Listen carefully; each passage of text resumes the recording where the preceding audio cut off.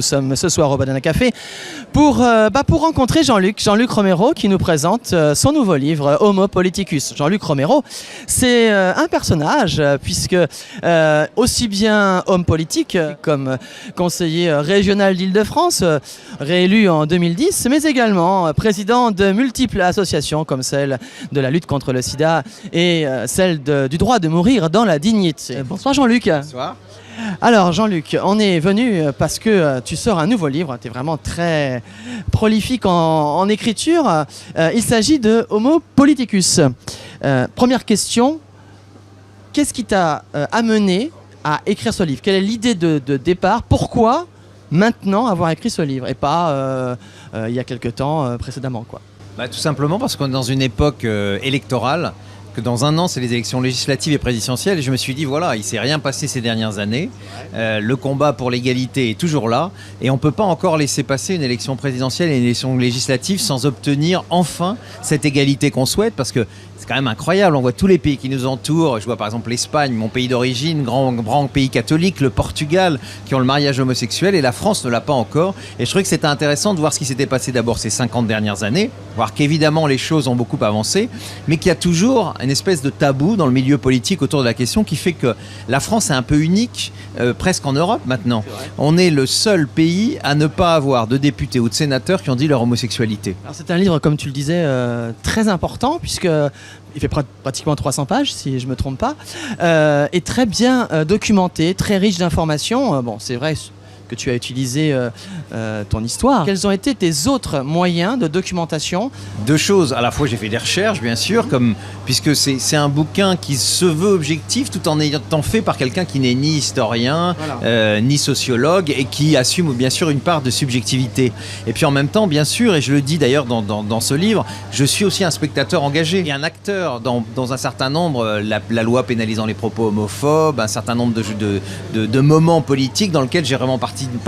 C'est moi qui, les deux seules fois où l'UMP, quand j'y étais, a été à la Gay Pride, c'était moi qui l'a représenté. Donc évidemment, je connais des coulisses, tout ce qui s'est passé ces dernières années. Donc voilà, j'ai utilisé ces deux choses qui peut faire dire que bien sûr, c'est engagé. C'est pas quelque chose, voilà, c'est pas un historien neutre. Mais en même temps, je pense que j'ai essayé de relater tout ce qui s'est réellement passé avec mon expérience personnelle. Je l'ai enrichi, je pense, de certaines anecdotes, de certaines histoires que peut-être le grand public ne connaît pas et que les LGBT ne connaissent pas. Et c'était peut-être bien qu'ils sachent ce qui se passe dans l'envers du décor. Alors ce livre, évidemment, résume, ou en tout cas relate 50 ans. Oui. De cette vie qui dans un premier temps était très cachée, interdite, pénalisée, et puis maintenant qu'il l'est quand même beaucoup moins et beaucoup plus facile à vivre. Mais je pense que ce livre, en tout cas moi c'est comme ça je l'ai ressenti, c'est une façon de faire un état des lieux pour aller voir plus loin. Pour toi, ton avenir, l'avenir que tu vois au niveau de la politique ou des politiques vis-à-vis de l'homosexualité, tu vois ça comment?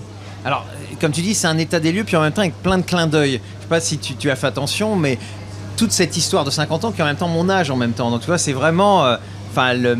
l'histoire que j'ai comme beaucoup vécu, j'ai voulu y montrer que la culture, etc. a aussi beaucoup d'influence. La chanson, j'y parle des séries, que ce soit Queer as Folk, que ce soit des chansons comme, évidemment, Comme ils disent, qui est un clin d'œil à la chanson d'Aznavour, dont on ne s'est pas rendu compte à l'époque quand il a chanté. C'était au moment où l'homosexualité était classée dans les maladies mentales, et cette chanson venait un peu comme une espèce de réaction à tout ça, et donc j'ai essayé de faire plein de clins d'œil parce que quelque part la culture, les séries télévisées américaines notamment, qui ont mis plein de personnages gays, les films, je pense par exemple pour les travestis, pour les transsexuels, un film comme Priscilla, Queen of the Desert a apporté beaucoup, et j'ai fait plein de clins d'œil, et je pense que tous ces films et tout ce qui s'est passé a fait avancer la société, mais pas suffisamment les politiques. Alors, pour répondre, après ma digression à ta question, aujourd'hui, c'est vraiment le combat de l'égalité.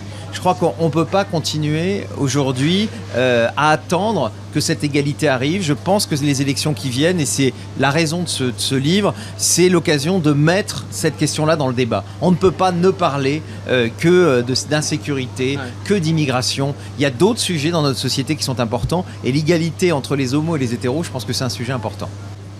Alors, dernière question, parce que je sais que tu es attendu par tous tes invités ce soir. Ce livre, penses-tu qu'il va permettre à certains politiques, comme on dit, sortir du placard? Alors, je pense que ce sera difficile, mais on en verra peut-être ce soir. Ça va être la surprise. Mais en tout cas, leur faire comprendre qu'aujourd'hui, la transparence, d'abord, peut être bonne pour eux. Parce que quand on a tout dit, on n'a plus peur qu'on puisse vous retrouver. Parce que ce qui est pire quand vous êtes homosexuel, et vous n'êtes jamais obligé de le dire, ça c'est une évidence, mais on est obligé de monter plein de stratagèmes pour pas que les gens le sachent. J'ai connu moi cette période de honte, je sais aussi ce que c'est. Et en même temps, ça aide vachement les autres. C'est-à-dire penser à tous ces homosexuels qui vivent pas forcément à Paris, qui ont des difficultés à assumer ce qu'ils sont, voire leur élu, voir leur maire, voir leur député, voir leur conseiller régional le dire, je pense que ça apporte. Et en même temps, ça ne fait pas perdre de voix. Bertrand Delanoë a été réélu, je veux dire, dans d'excellentes conditions la dernière fois. Voilà, il peut être maire et on en oublie qu'il est homosexuel. Et quelque part, on lui est reconnaissant aussi d'avoir donné cette espèce de transparence. Donc je crois que oui, si c'est une idée que ça peut leur donner, je pense qu'il n'y a pas de risque aujourd'hui à dire son homosexualité. En tout cas, il y en a beaucoup moins. Il faut bien sûr un peu de courage. Mais vivre en tout cas dans la transparence, c'est le meilleur moyen de vivre heureux. Et je pense que beaucoup de politiques devraient y penser. En tout cas, je te remercie beaucoup de nous avoir permis de te rencontrer et de parler comme ça de ce livre avec autant de sincérité et puis d'honnêteté, parce que c'est pas tout le temps évident, ça je le sais. Alors on rappelle évidemment Homo Politicus et puis donc Jean-Luc Romero, l'éditeur. Florent Massot, qui est ici toujours d'ailleurs. le même d'ailleurs, parce que tu es vraiment fidèle. Je suis Tout à fidèle. fait. Merci beaucoup. Merci, à bientôt Franck.